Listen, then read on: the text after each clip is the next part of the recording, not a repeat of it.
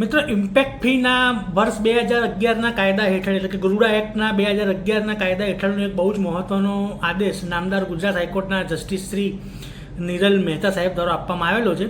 અને નામદાર હાઈકોર્ટે એવું કીધેલું છે કે એક વખત જો ઓથોરિટી એટલે કે સત્તામંડળ અમદાવાદ મ્યુનિસિપલ કોર્પોરેશન, જે બધા જ કોર્પોરેશનને લાગુ પડે, દ્વારા ગરુડા એક્ટની કલમ 6 હેઠળની જે પણ જોગવાઈઓ છે અંદર સેક્શન 3 એ હેઠળ એક વખત રેગ્યુલરાઇઝેશન કરી નાખ્યું પછી બીજા લોકો દ્વારા કરવામાં આવેલી ફરિયાદોના આધારે આ અધિકારીઓ સ્વયં સંજ્ઞાન લઈને એટલે કે સુઓ મોટો કરીને જે સેક્શન 8(4) છે ગરુડા એક્ટ 2011 એના હેઠળ એ લોકો જે ઇમ્પેક્ટ ફીનું રેગ્યુલરાઇઝેશનની જે પરવાનગી છે એ સ્વયં રીતે પાછી ખેંચી શકે નહીં.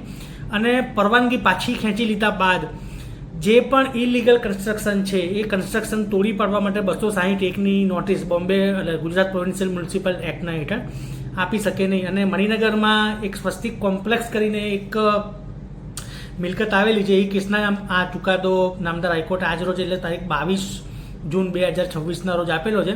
ચુકાદાનો નંબર હું અહીંયા આપું છું એટલે તમે પણ આ ચુકાદો જોઈ લેજો એટલે આઈડિયા આવશે. અને કોર્પોરેશન દ્વારા જે ઇમ્પેક્ટ ફીના કાયદા હેઠળ જે બાંધકામ રેગ્યુલરાઇઝ કરવામાં આવ્યું હતું, નિયમિત કરવામાં આવ્યું હતું, એને રિવોક કરતી જે પણ ડિસિઝન હતું એ પાછું એ રદ કરી નાખ્યું છે. અને એના આધારે આપવામાં આવેલી નોટિસ પણ નામદાર હાઈકોર્ટે રદ કરી નાખી છે. એટલે આ ચુકાદા ઉપરથી એવું ફલિત થાય છે કે એક વખત એક કન્સ્ટ્રક્શન રેગ્યુલરાઇઝ થઈ જાય પછી કોઈ ત્રીજી વ્યક્તિ દ્વારા ફરિયાદ કરવામાં આવે તો કોર્પોરેશનના અધિકારીઓ સ્વયં સંજ્ઞાન લઈ અને કલમ 8(4) હેઠળ એ લોકો રિવોક કરી શકતા નથી, કેમ કે કલમ 8(4)નો હેતુ જ આખો અલગ છે અને આ બાબતે રિવોક કરવાની કોઈ સત્તા આપવામાં આવેલી નથી.